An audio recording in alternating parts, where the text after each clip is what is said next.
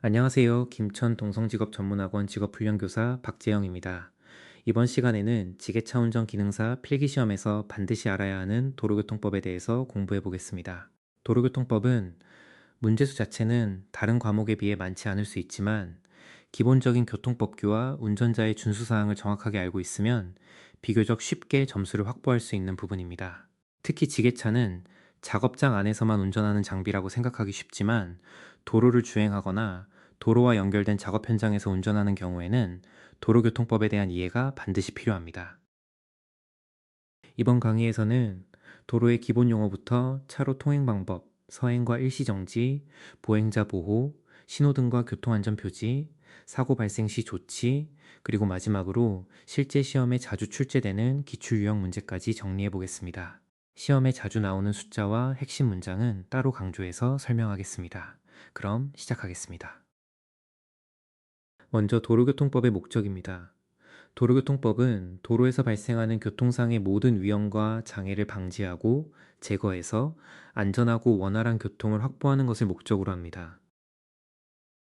시험에서는 도로, 차도, 안전지대, 횡단보도, 어린이, 정차, 승차정원, 안전거리 등의 용어가 출제됩니다. 먼저 도로란 도로법상 도로, 유료도로법에 따른 유료도로, 그리고 일반 교통에 사용되는 장소를 의미합니다. 자동차 전용 도로는 자동차만 통행할 수 있도록 설치된 도로입니다. 안전지대는 도로를 횡단하는 보행자나 통행하는 차량의 안전을 위해 안전표지 등으로 표시된 도로의 일정 부분을 말합니다. 횡단보도는 보행자가 도로를 횡단할 수 있도록 안전표지로 표시한 부분입니다. 도로교통법상 어린이는 13세 미만입니다. 이 숫자는 시험에 자주 출제됩니다. 정차는 운전자가 차량을 5분을 초과하지 않고 정지시키는 상태를 말합니다. 여기서 중요한 것은 5분입니다. 5분을 초과하지 않는 정지는 정차에 해당할 수 있고 그 이상이 되면 주차 개념과 구분해서 보아야 합니다. 승차 정원은 자동차 등록증에 기재된 인원을 기준으로 판단합니다. 안전거리는 앞차가 갑자기 정지했을 때 충돌을 피할 수 있도록 확보해야 하는 거리입니다. 시험에서는 단순히 앞차와 몇 미터를 유지한다는 식으로 출제하기보다는 앞차가 급정지했을 경우 충돌을 피할 수 있는 필요한 거리라는 개념으로 출제되는 경우가 많습니다. 다음은 차로에 대한 내용입니다. 차로는 횡단보도, 교차로, 철길 건널목 부분에는 원칙적으로 설치하지 않습니다. 차로를 설치할 때는 중앙선을 표시해야 하며 차로의 너비는 원칙적으로 3m 이상으로 합니다. 다만 부득이한 경우에는 2.75m 이상으로 할 수 있습니다. 이 숫자 역시 시험에서 자주 출제됩니다. 3m, 그리고 예외적으로 2.75m를 기억하면 됩니다. 이제 차로에 따른 통행 기준을 보겠습니다. 고속도로에서는 차량 종류에 따라 통행차로가 구분될 수 있습니다.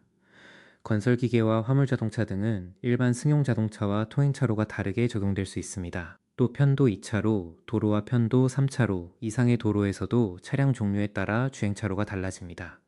중요한 것은 건설기계는 일반적으로 도로의 오른쪽 차로를 이용한다는 점입니다. 고속도로 편도 4차로의 경우 굴착기와 지게차 같은 건설기계는 오른쪽 차로인 3차로와 4차로를 이용할 수 있는 것으로 정리합니다. 도로교통법에서 차량은 지정된 차로에 따라 통행해야 하며 여러 차로를 연속적으로 가로지르는 행위는 위반입니다. 갑자기 차로를 변경해 옆 차선에 끼어드는 행위 역시 위반에 해당할 수 있습니다. 두 개의 차로에 걸쳐서 운행하는 것도 정상적인 차로 통행 방법이 아닙니다. 일방 통행 도로에서는 중앙 좌측 부분을 통행하는 것이 차로 위반에 해당하지 않는 경우도 있습니다. 따라서 문제를 풀 때는 일반적인 우측 통행 원칙만 기억하기보다 일방 통행인지 일반 도로인지 조건을 반드시 확인해야 합니다.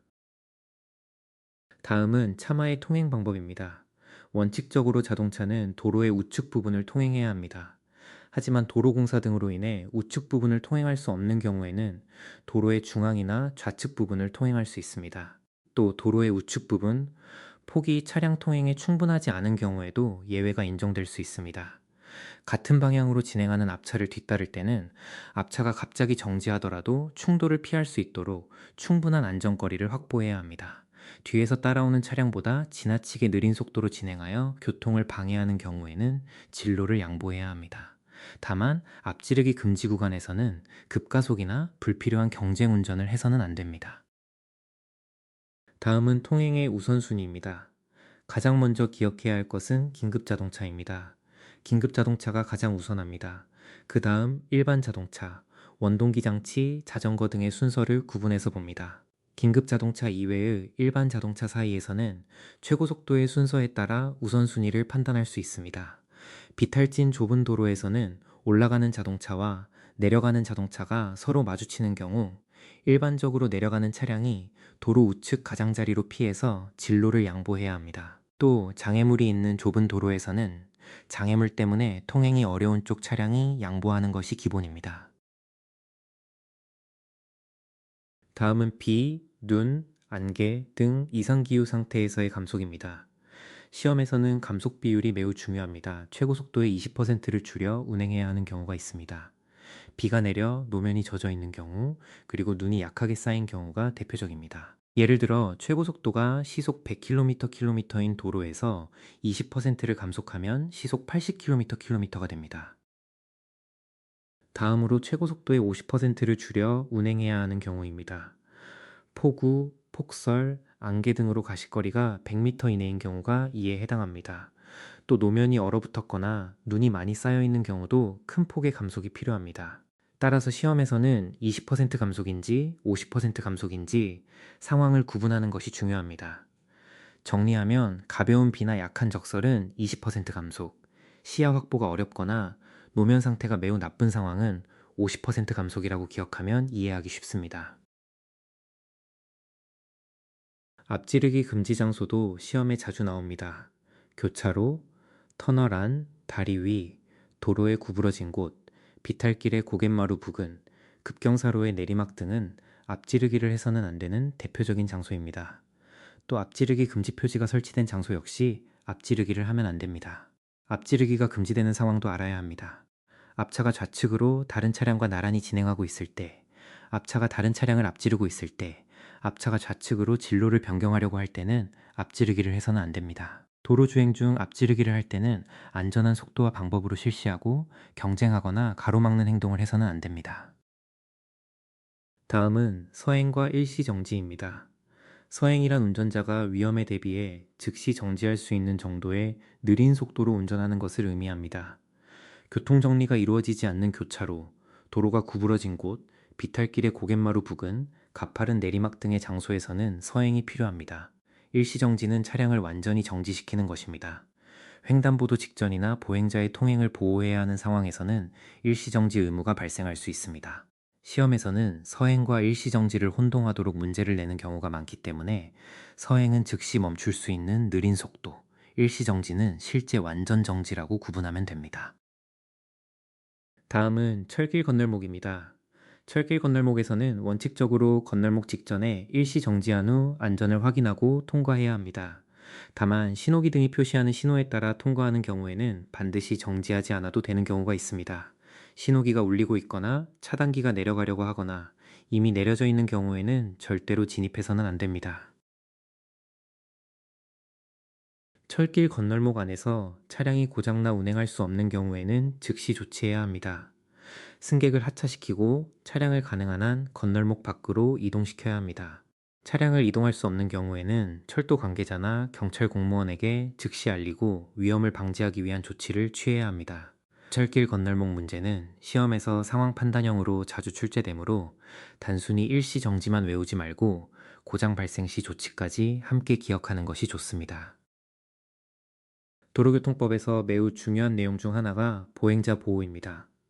보행자가 횡단보도를 통행하고 있을 때에는 횡단보도 앞에서 일시 정지하여 보행자의 통행을 방해하거나 위험을 주어서는 안 됩니다. 또 보행자가 횡단보도가 설치되어 있지 않은 도로를 횡단하고 있는 경우에도 운전자는 안전거리를 두고 서행해야 합니다. 보도와 차도의 구분이 없는 도로에서는 보행자의 안전을 위해 충분한 거리를 두고 운전해야 합니다. 시험 문제에서는 보행자가 도로를 통행하고 있는데 운전자가 경운기를 울리고 빠르게 지나간다는 식의 보기가 자주 등장합니다. 이러한 행동은 적절한 운전 방법이 아닙니다. 보행자가 있을 때는 속도를 줄이고 안전거리를 확보하는 것이 기본입니다. 다음은 신호등입니다. 녹색 신호에서는 자동차가 직진할 수 있고 다른 교통에 방해되지 않는 범위에서 회전할 수 있습니다. 다만 비보호 좌회전 표시가 있는 곳에서는 반대 방향에서 오는 교통에 방해되지 않도록 주의하면서 좌회전할 수 있습니다. 황색 신호에서는 정지선이나 교차로 직전에 정지해야 합니다. 다만 이미 교차로에 진입한 경우에는 신속하게 교차로를 통과해야 합니다. 적색 신호에서는 정지해야 합니다. 황색 전멸 신호에서는 주의하면서 서행해야 합니다. 적색 전멸 신호에서는 반드시 일시 정지한 후 안전을 확인하고 진행해야 합니다. 시험에서는 황색 전멸과 적색 전멸의 차이를 자주 묻습니다. 황색 전멸은 주의하면서 서행, 적색 전멸은 일시 정지 후 진행, 이렇게 구분하면 됩니다. 신호의 우선순위도 알아두어야 합니다. 경찰 공무원의 수신호가 교통신호보다 우선합니다. 따라서 신호등이 녹색이라도 경찰 공무원이 정지를 지시하면 정지해야 합니다. 다음은 차로 변경과 신호입니다. 운전자가 진행 방향을 변경하려고 할 때에는 미리 방향 지시등을 켜야 합니다. 교차로에서 우회전 또는 좌회전을 하려고 할 경우에는 회전하려는 지점에 약 30m 전부터 방향 지시등을 켜는 것이 중요합니다. 이 30m는 시험에 매우 자주 출제됩니다. 진로 변경을 할 때에도 후사경 등을 통해 주변 교통 상황을 확인하고 방향 지시 등을 사용해야 합니다. 신호는 해당 행위가 끝날 때까지 계속해야 합니다. 차로를 변경할 때 다른 차량의 정상적인 통행에 장애를 줄 우려가 있다면 진로를 변경해서는 안 됩니다. 또 진로 변경 제한선이 표시된 장소에서는 진로를 변경하면 안 됩니다. 자동차에서 팔을 차체 밖으로 내어 위쪽 45도 방향으로 펴서 상하로 흔드는 수신호는 서행을 의미합니다. 이와 같은 수신호 문제도 종종 출제됩니다. 다음은 등화입니다. 야간 운행, 터널 안, 안개가 끼거나 비 또는 눈이 오는 경우에는 전조등, 차폭등, 미등 등 필요한 등화를 켜야 합니다. 밤에 앞차와 서로 마주보고 진행하거나 앞차의 바로 뒤를 따라가는 경우에는 상대 운전자의 눈부심을 방지하기 위해 전조등의 밝기를 줄이거나 하향으로 조정해야 합니다.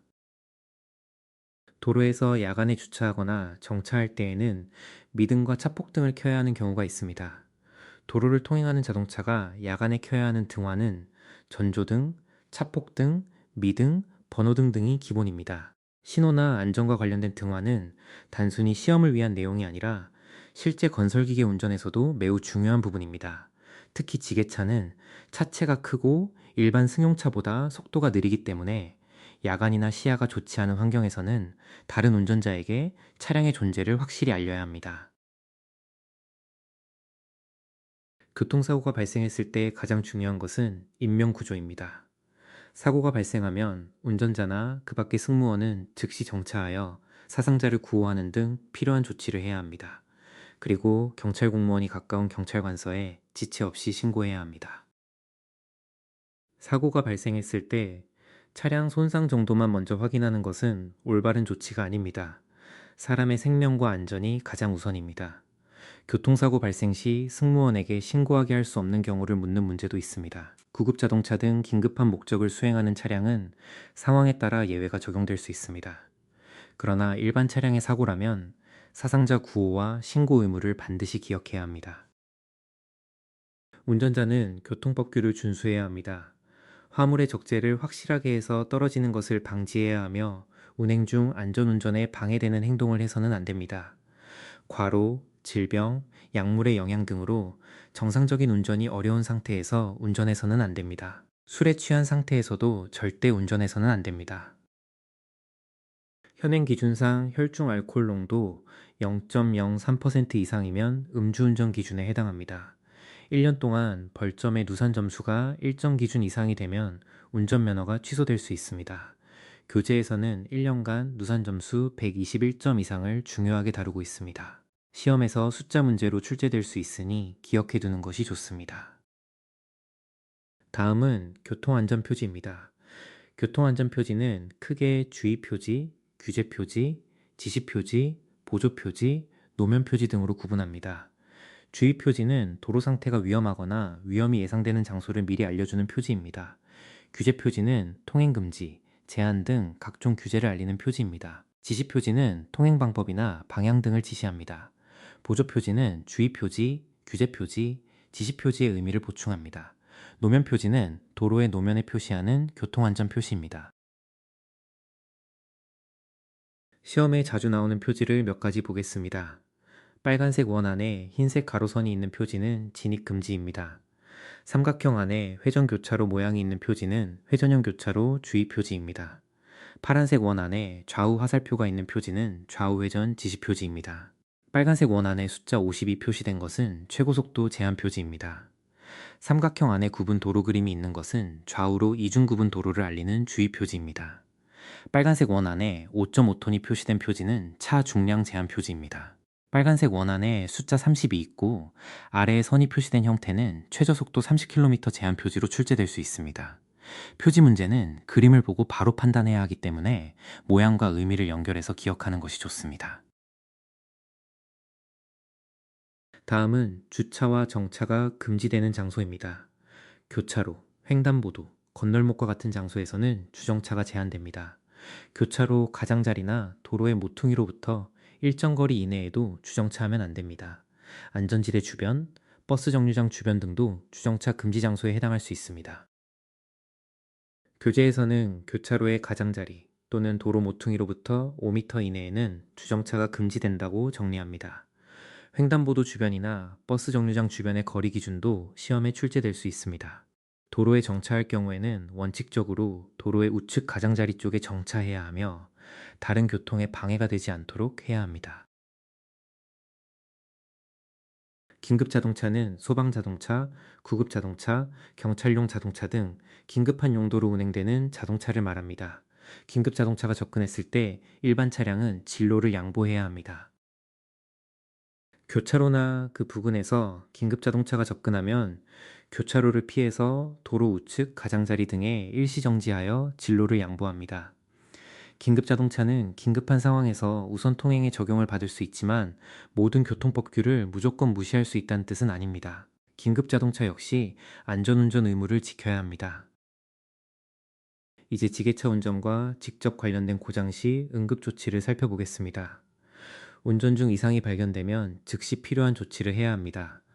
먼저 원인을 확인하고 정비하여 고장이 더 커지는 것을 방지합니다. 고장은 여러 가지 원인이 복합적으로 발생할 수 있기 때문에 반드시 원인에 따라 체계적으로 점검해야 합니다. 유압기기와 전기전자 부품의 조정, 분해, 수리는 임의로 실시하지 말고 전문 서비스 센터나 정비 전문가를 통해 점검하는 것이 원칙입니다. 지게차 고장 원인과 점검 포인트입니다. 먼저 브레이크 이상이 발생할 수 있습니다. 브레이크액 부족, 브레이크 연결 호스나 라인의 파손, 디스크 패드, 마모, 휠 실린더 누유, 베이퍼럭이나 페이드 현상 등을 원인으로 볼 수 있습니다. 타이어 이상도 중요합니다. 타이어 공기압이 너무 낮거나 손상되었으면 즉시 점검해야 합니다. 타이어 림 균열은 무리하게 재사용하기보다 상태에 따라 교환하는 것이 안전합니다. 클러치 라이닝은 마찰력이 높고 내마멸성 및 내열성이 요구됩니다. 타이어 림도 균열이 있으면 용접으로 임해 수리하기보다는 안전성을 고려해 교환하는 것이 원칙입니다. 고장난 지게차를 견인할 때도 주의가 필요합니다. 견인되는 지게차의 운전자는 핸들과 제동장치를 조작할 수 있어야 합니다. 견인하는 지게차는 고장난 지게차보다 충분한 견인 능력을 갖추어야 합니다. 견인 시에는 견인봉 또는 견인장치를 확실하게 연결해야 합니다. 경사로 아래로 이동할 경우에는 견인 차량을 이용해 속도를 제어하여 차량이 굴러내려가지 않도록 해야 합니다. 견인 시 속도는 매우 낮게 유지해야 합니다. 교재에서는 마스트 유압라인 고장으로 견인할 경우 속도를 시속 2km 이하로 운행하도록 정리하고 있습니다. 또 유압라인 고장 시에는 마스트나 포크가 움직이지 않도록 안전조치를 한 후 견인해야 합니다. 이제 오늘 배운 내용을 기출문제로 확인해 보겠습니다. 문제를 먼저 보고 정답을 생각한 뒤 정답과 해설을 통해 핵심 개념을 다시 정리해 보겠습니다. 특히 시험에 자주 출제되는 숫자와 교통법규의 기준을 중심으로 확인해 보겠습니다. 그럼 기출문제 풀이를 시작하겠습니다. 기출문제 1. 도로교통법상 어린이의 기준으로 맞는 것은 무엇일까요? 1번 10세 미만, 2번 12세 미만, 3번 13세 미만, 4번 15세 미만.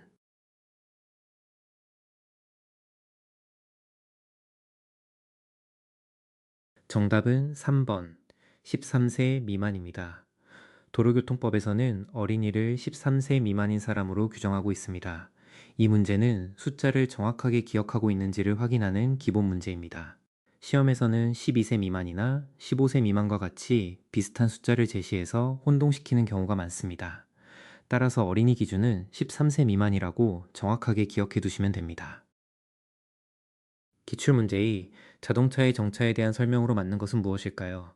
1번 3분 이하의 정지, 2번 5분을 초과하지 않는 정지, 3번 10분 이하의 정지, 4번 운전자가 차에서 내린 모든 경우.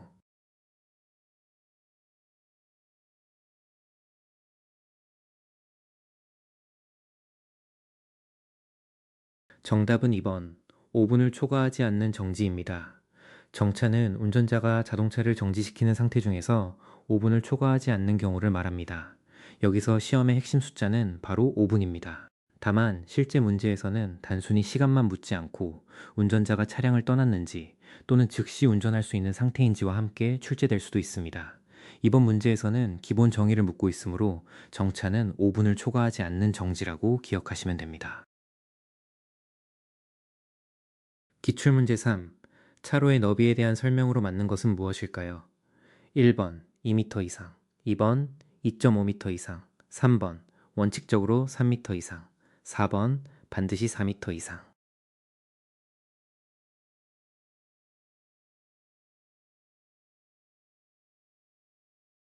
정답은 3번 원칙적으로 3m 이상입니다. 차로의 너비는 원칙적으로 3m 이상으로 설치합니다. 다만 도로의 구조나 주변 여건상 부득이한 경우에는 2.75m 이상으로 할 수 있습니다. 따라서 시험에서는 원칙 3m, 예외 2.75m 이 두 숫자를 함께 기억하는 것이 중요합니다. 기출문제 4. 적색 전멸 신호에서 운전자의 올바른 행동은 무엇일까요? 1번 그대로 진행한다. 2번 속도만 조금 줄인다. 3번 일시정지 후 안전을 확인하고 진행한다. 4번 경운기를 울리며 진행한다.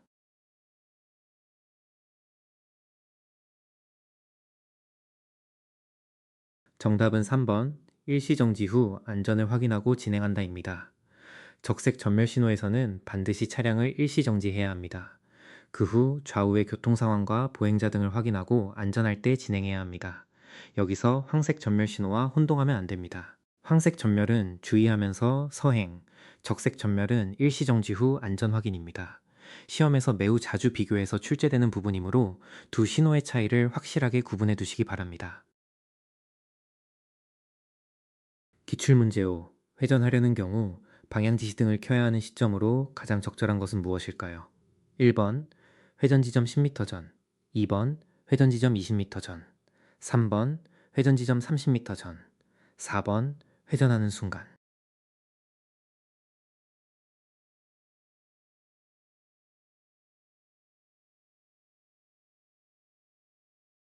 정답은 3번 회전 지점 30m 전입니다.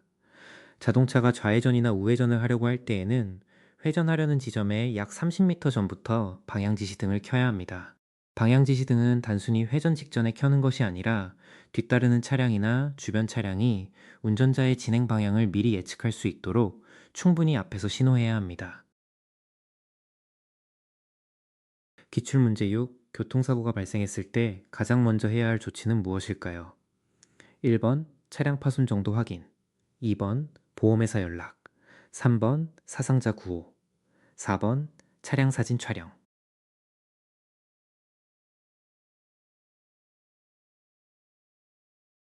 정답은 3번 사상자 구호입니다. 교통사고가 발생했을 때 가장 우선해야 하는 것은 차량 상태가 아니라 사람의 생명과 안전입니다. 사고가 발생하면 운전자는 즉시 정차하고 부상자나 사상자가 있는지 확인한 후 필요한 구호 조치를 해야 합니다. 차량의 파손 정도를 확인하거나 보험회사에 연락하는 것도 이후에는 필요한 절차가 될 수 있지만 인명구조보다 먼저 이루어질 수는 없습니다. 기출문제 7. 다음 중 앞지르기 금지 장소가 아닌 것은 무엇일까요? 1번 교차로, 2번 터널 안, 3번 다리 위, 4번 직선으로 시야가 충분히 확보된 일반 도로.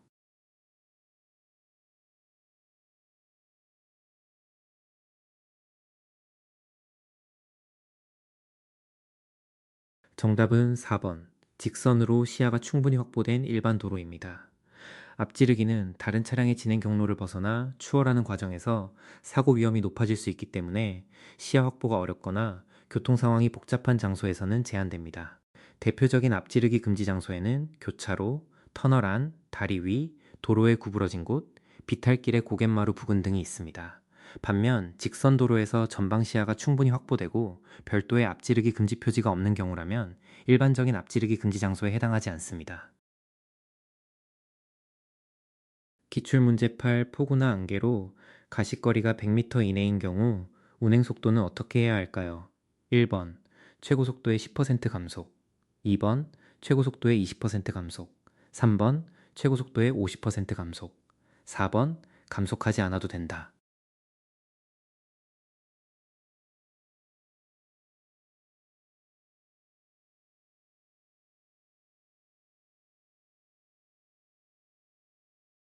정답은 3번 최고 속도의 50% 감속입니다. 이 문제에서 가장 중요한 숫자는 가시거리 100m와 50% 감속입니다. 폭우, 폭설, 안개 등으로 앞을 확인할 수 있는 거리가 100m 이내로 제한되면 운전자는 최고 속도의 절반 수준으로 속도를 낮춰야 합니다. 예를 들어 최고 속도가 시속 80km인 도로라면 50%를 감속하여 시속 40km 수준으로 운행하게 됩니다. 반면 단순히 비가 내려 노면이 젖었거나 눈이 조금 쌓인 정도에서는 20% 감속 기준이 적용되는 경우가 있습니다. 기출문제구 다음 교통안전표지 중 빨간색 원 안에 숫자 50이 표시된 표지는 무엇일까요? 1번 최저속도 제한, 2번 최고속도 제한, 3번 차중량 제한, 4번 진입금지.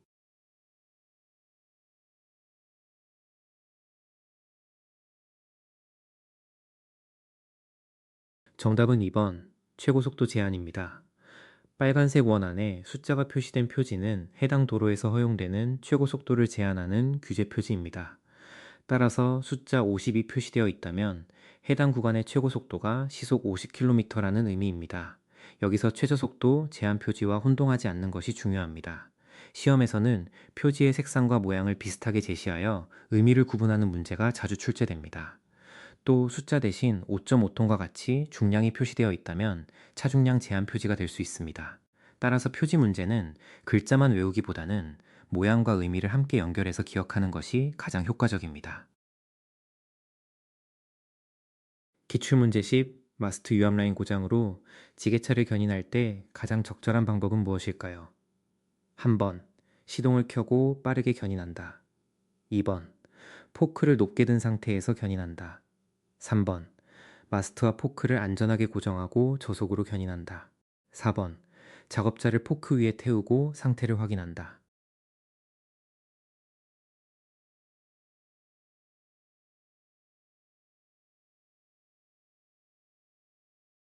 정답은 3번 마스트와 포크를 안전하게 고정하고 저속으로 견인한다입니다. 마스트 유압 라인이 고장나면 마스트나 포크가 정상적으로 제어되지 않을 가능성이 있습니다. 따라서 견인하기 전에는 마스트와 포크가 움직이거나 떨어지지 않도록 확실하게 고정하는 안전조치가 필요합니다. 또한 견인 중에는 급가속이나 급제동을 피하고 매우 낮은 속도를 유지해야 합니다. 교재에서는 마스트 유압 라인 고장으로 견인할 경우 시속 2km 이하로 운행하도록 정리하고 있습니다. 이번 시간에는 지게차 운전 기능사 필기시험에 출제되는 도로교통법의 핵심 내용을 정리해 보았습니다.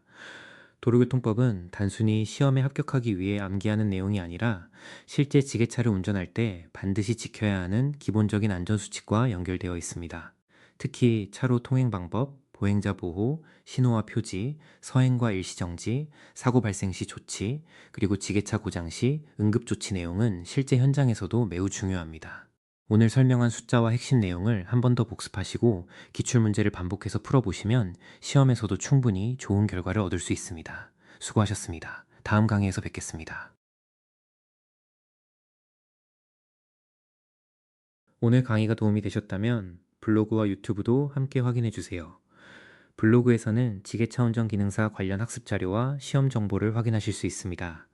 유튜브에서는 더 많은 핵심 정리와 기출문제 영상을 보실 수 있습니다. 구독과 좋아요, 알림 설정을 해두시면 새로운 영상을 빠르게 확인하실 수 있습니다. 감사합니다.